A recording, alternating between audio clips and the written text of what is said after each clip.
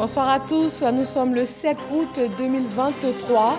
Voilà 63 ans que la Côte d'Ivoire est indépendante. Bienvenue dans ce 20h de RTI 1, essentiellement consacré à l'événement. À la une, la célébration au palais présidentiel.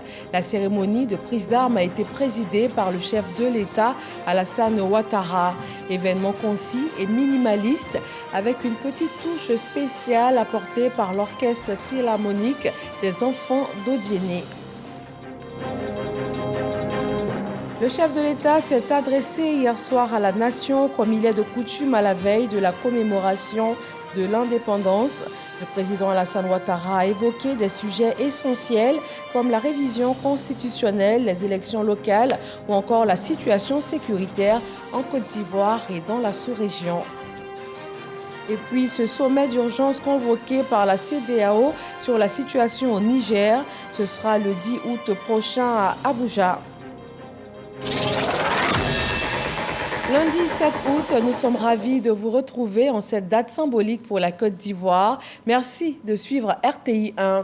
Ce 7 août marque la commémoration du 63e anniversaire de l'indépendance de notre pays. Une cérémonie de prise d'armes a été présidée par le chef de l'État, Alassane Ouattara, au palais présidentiel ce matin. Un moment empreint de solennité et de sobriété en raison du deuil qui frappe le pays. Jérôme Kofi Abolin. Le 63e anniversaire de l'indépendance de la République de Côte d'Ivoire. L'événement est célébré officiellement ce lundi 7 août 2023 à Abidjan, sur l'esplanade du palais présidentiel. À l'arrivée du président de la République, Alassane Ouattara, pour la cérémonie de prise d'armes à l'occasion de cette commémoration, l'atmosphère est à la sobriété et au recueillement. Et pour cause, le deuil national relativement au décès du président Henri Konan Bédié le 1er août 2023.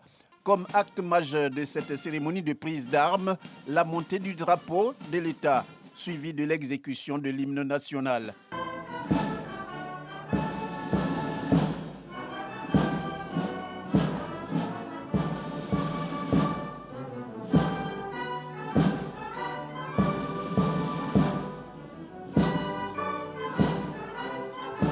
Après la Bignonnaise, le drapeau national est remis à Mima pour tenir compte de la période de deuil national décrétée par le chef de l'État qui exige sa mise en berne.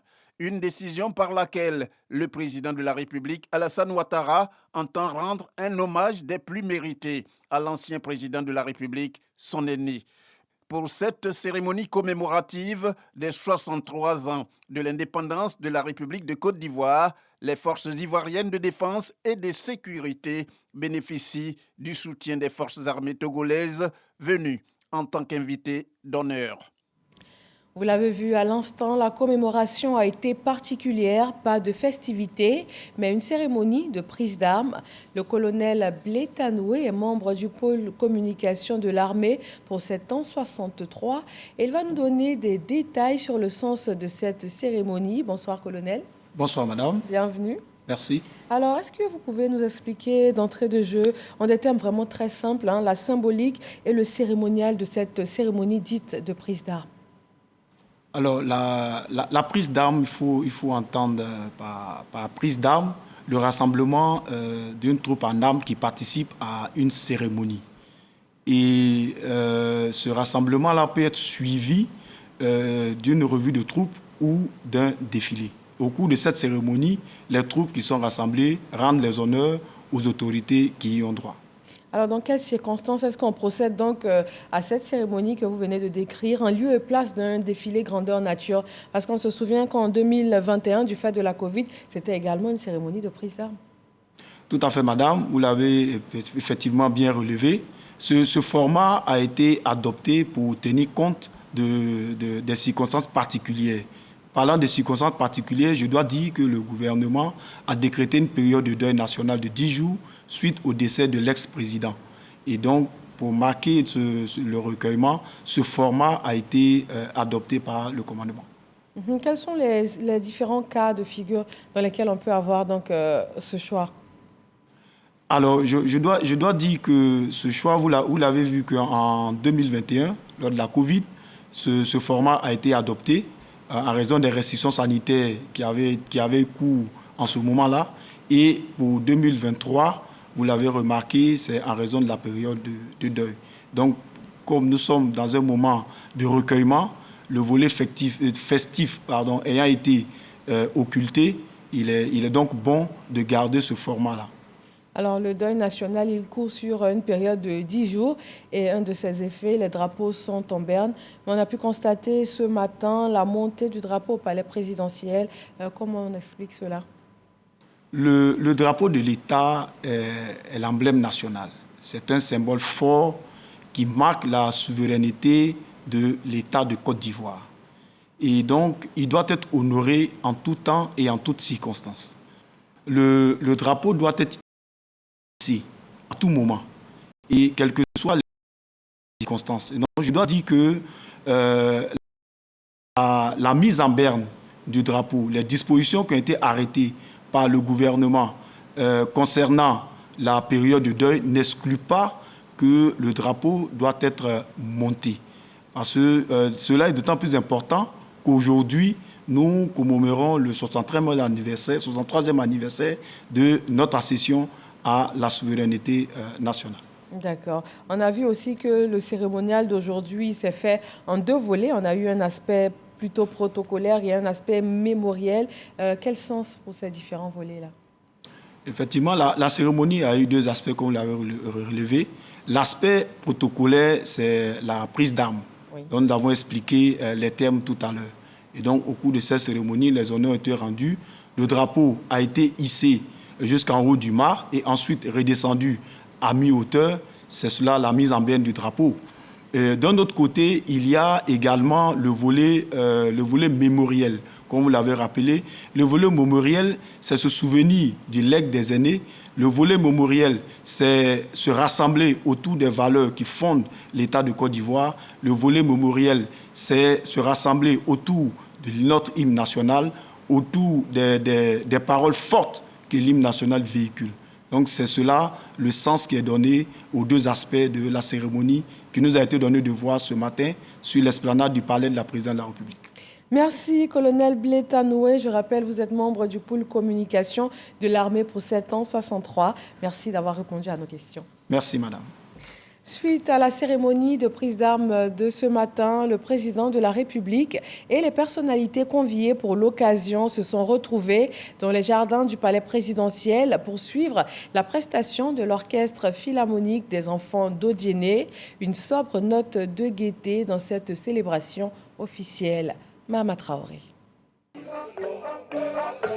Malgré le deuil national et le recueillement qu'il impose, une note de gaieté s'est invitée à cette célébration officielle du 63e anniversaire de la Côte d'Ivoire indépendante. Une note venue du district du Denguélé et portée par l'orchestre philharmonique des enfants d'Odiéné dans les jardins du palais présidentiel.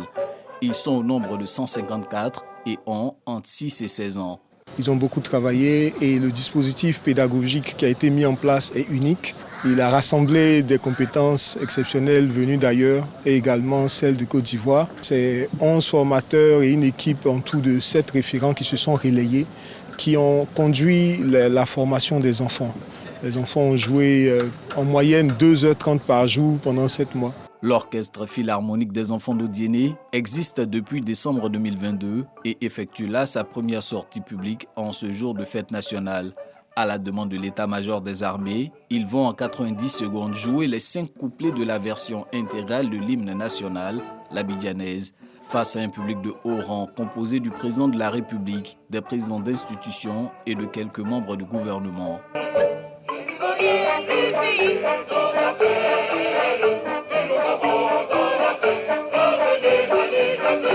Pour la circonstance, le chœur des armées accompagne les enfants d'Odiéné et se charge d'entonner les 5 refrains de la version intégrale de l'abidjanaise. S'enchaîne la reprise du chant baptisé « Le travail de 1000 générations ».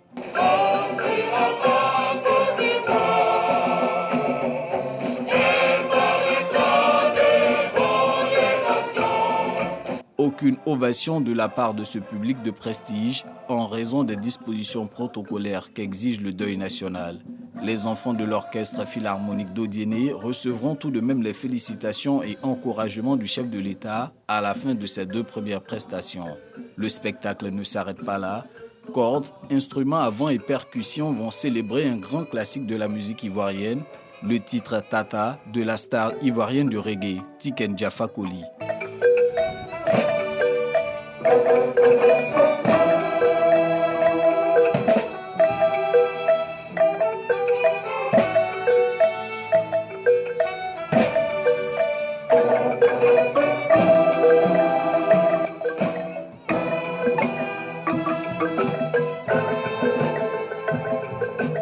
Après seulement 7 mois de formation, le Philharmonique des enfants d'Odiéné réussit sa première sortie. Cet orchestre existe par la volonté du ministre Maître Adama Kamara. Sa vision, c'est déjà que les enfants d'Odiéné soient excellents dans la vie et à travers la musique, que cette musique-là puisse apporter un plus dans leur vie. Le duo formé avec le Chœur des Armées pour cette prestation cadre avec le thème choisi pour cette commémoration de l'an 63 de l'indépendance de la Côte d'Ivoire, à savoir jeunesse ivoirienne et forces de défense et de sécurité pour l'engagement civique et la responsabilité citoyenne. Vous le savez, c'est la coutume. À la veille de la commémoration de l'indépendance, le chef de l'État s'adresse à la nation. Hier soir, le président Alassane Ouattara a présenté l'état de santé de la Côte d'Ivoire. Révision constitutionnelle, élections locales, situation sécuritaire en Côte d'Ivoire et dans la sous-région. Une adresse également marquée par un hommage à l'ex-président Henri Konan Bédié, décédé le 1er août dernier. Michel Digré. L'an 63 de la Côte d'Ivoire, marqué par un deuil national.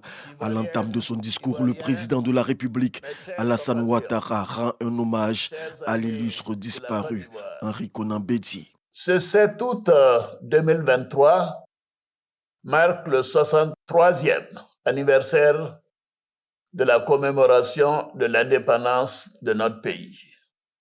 C'est un moment important pour la vie de la nation. Cette année, cette célébration se tient dans un contexte de deuil national. Suite au décès survenu le 1er août dernier de mon aîné, le président Henri Konan Bédié, ancien président de la République de Côte d'Ivoire. Au moment où je m'adresse à vous, je voudrais saluer la mémoire de ce grand homme d'État qui a marqué son époque et notre pays. Je réitère mes condoléances à son épouse, Madame Henriette Bédié, à sa famille, à son parti politique, le PDCI-RDA, et à tous les Ivoiriens. Après quoi, le chef de l'État est revenu sur ce qui aura focalisé les attentions sur le plan politique ces derniers mois, à savoir le projet de loi portant révision de la Constitution. Les institutions sont le socle de la nation. Elles assurent la protection des citoyens et garantissent les droits et libertés de toutes les Ivoiriennes et de tous les Ivoiriens. La récente modification constitutionnelle qui vient d'être adoptée par le Parlement, réuni en Congrès, permettra plus d'efficacité dans l'examen des projets de loi soumis au Parlement par le gouvernement, en faisant coïncider la période de travail parlementaire et celle du travail gouvernemental. Dans quelques semaines se tiendront les élections municipales, régionales et sénatoriales. Le président de la République souhaite que ces scrutins se déroulent dans un climat apaisé. Le 2 septembre prochain, les Ivoiriens seront appelés aux urnes pour renouveler les élus locaux que sont les conseillers régionaux et municipaux. Les élections sénatoriales pourront donc être programmées pour le 16 septembre 2023 avec la participation de tous les partis politiques, car les sénateurs ont été maintenus en fonction depuis décembre 2020, en attendant le renouvellement des conseillers régionaux et municipaux par tous les partis politiques. Je souhaite que toutes ces élections se déroulent dans un climat de paix et de fraternité. Il y va de la consolidation de nos acquis démocratiques.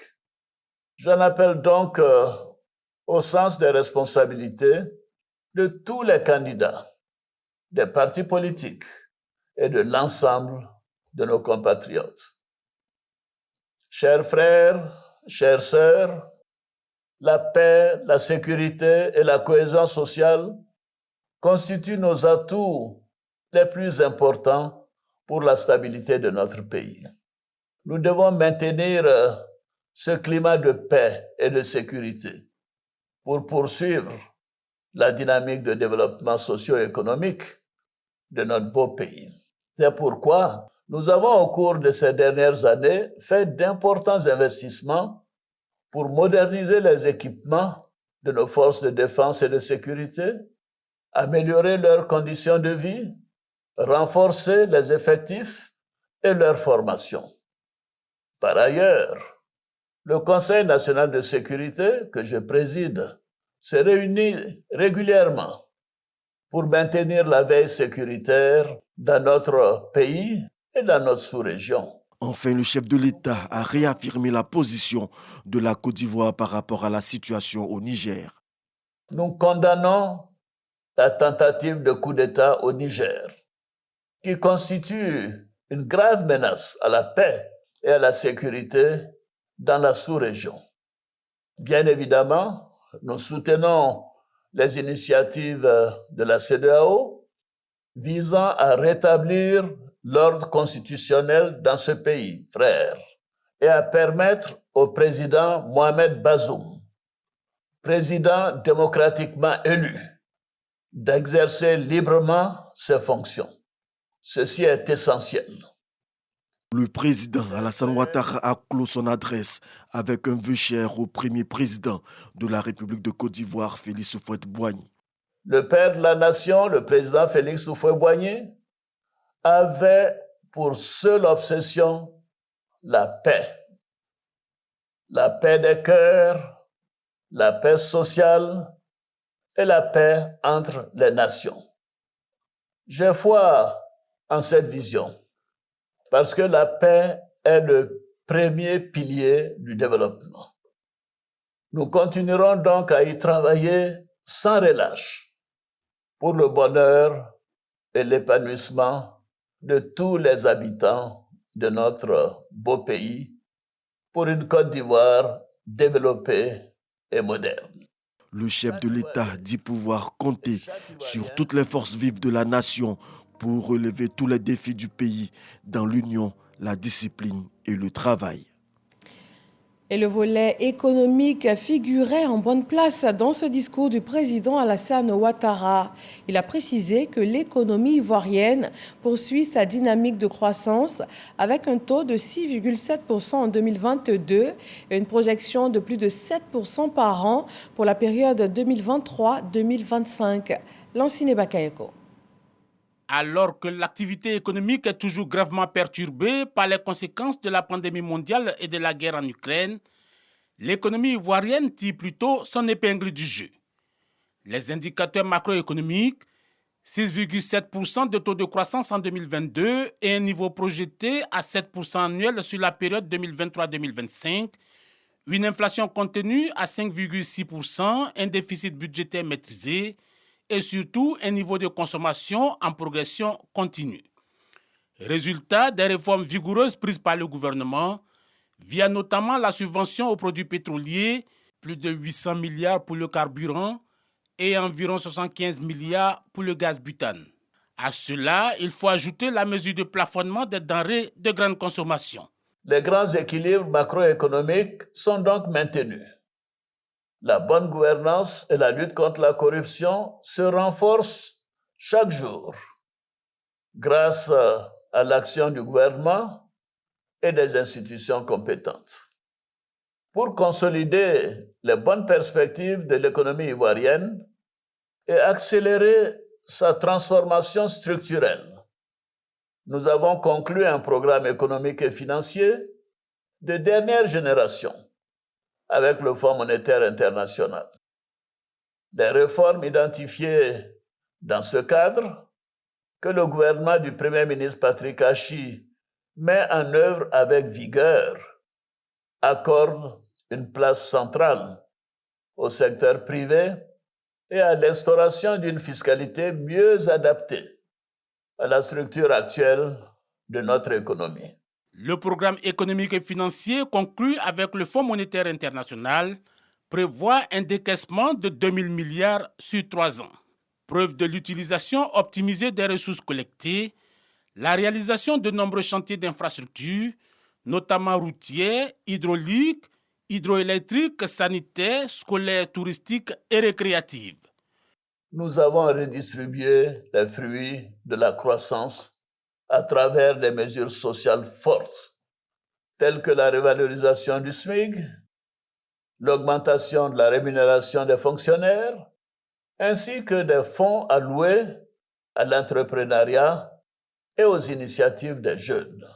Des choix judicieux, d'autant que le défi reste l'inclusion des jeunes, plus de 72% de la population, d'où le programme jeunesse du gouvernement. Le programme jeunesse du gouvernement est une nouvelle approche dans la prise en charge des besoins de nos jeunes dans leur diversité, en mettant l'accent sur la formation, l'encadrement, l'insertion professionnelle et le développement des compétences. Ce programme est doté d'une enveloppe globale de 1 118 milliards de francs CFA pour la période 2023-2025. Pour l'année 2023, ce sont 361 milliards de francs CFA, dont 99 milliards de francs CFA pour la construction et la réhabilitation d'infrastructures de jeunesse qui vont être débloquées. Ces ressources seront orientées vers la construction et l'équipement de lycées professionnels. Aussi, 24 conventions ont été signées pour un montant de 31 milliards de francs CFA au profit de 68 000 jeunes inscrits au PGD 3. Déjà en mars 2023, 1000 jeunes ont reçu leur attestation d'apprentissage au métier de la mer et de l'industrie. Dans les rues d'Abidjan, des drapeaux visibles ça et là, mais célébrations sans tambour ni trompette, à l'image de la cérémonie officielle.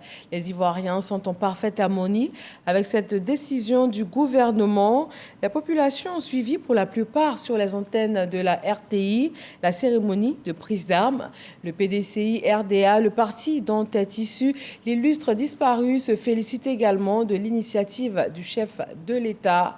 Le reportage de Khalil Diomandé. Des drapeaux en berne et des rues sous un calme saisissant.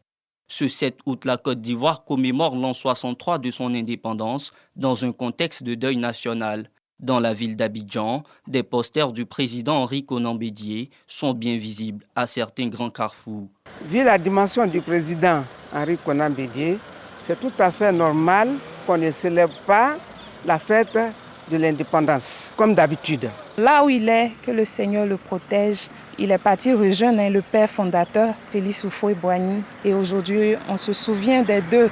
À défaut du traditionnel défilé et des parades militaires, sur la RTI, parents et enfants suivent en temps réel la cérémonie de prise d'armes. Et quand vient le moment d'entonner l'hymne national, chacun s'y met.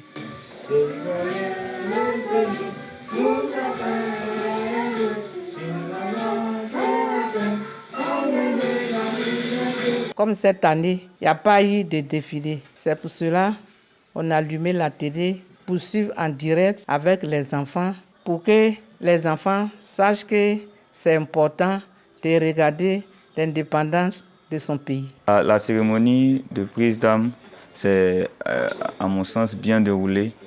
Vu le décès du président Henri Konan Bédié, on ne pouvait pas faire autrement. Cette commémoration sobre du 7 août est tout aussi appréciée par M. Seriko Sougro, vice-président du PDCI RDA. Nous remercions le président Alassane Ouattara pour la bonne vision de la situation et la bonne appréciation de l'événement. Parce qu'il serait malséant et malvenu que pendant que, comme on le dit chez nous, le corps est chaud encore là, à la morgue, que nous soyons en train de fêter.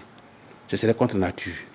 La cérémonie de prise d'armes pour marquer la fête nationale n'est pas la première du genre en Côte d'Ivoire. Ce fut le cas en 2021 lors des restrictions imposées par la pandémie à Covid-19. Dans le district d'Abidjan, précisément pour la commune de Yopougon, l'heure était au recueillement. Contrairement à l'ambiance habituelle dans cette commune, certains Ivoiriens ont choisi de prier pour la Côte d'Ivoire en sa date anniversaire. C'est Forazegui. Célébration de la fête nationale dans le deuil et le recueillement. Nous sommes dans la commune de Yopougon, réputée pour sa ferveur en pareille occasion. Dans cet espace de loisirs, dédié à la musique et à la gastronomie baoulée, les chaises sont en berne, les clients se comptent sur le bout des doigts. Les années antérieures, on devait vraiment faire la fête comme on le dit en Côte d'Ivoire.